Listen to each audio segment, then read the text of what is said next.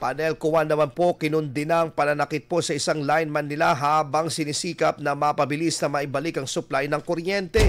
Para sa detalye kasama natin, Idol Jam Victorio. 104.7 IFM Report.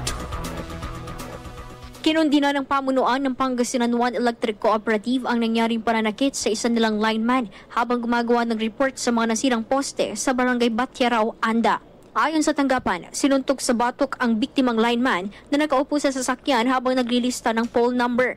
Dahil sa insidente, nagdulot pa umano ng pagkaantala sa pagbabalik ng supply ng kuryente sa lugar dahil sa halip na igugol ang oras sa trabaho, nabawasan pa umano ang personel na tatrabaho sa pinsala. Desidido ang tanggapan na magsampa ng legal na aksyon para sa proteksyon ng kanilang tauhan. Matapos ang insidente, panawagan ng Panel Kuwan ang kooperasyon ng publiko sa pagpapakita ng respeto sa mga lineman at crew para maibalik na ang supply ng kuryente sa mga apektadong lugar. Kasama mo mula dito sa IFM Dagupan, ito si Idol Jam Victorio. Tatak, IFM.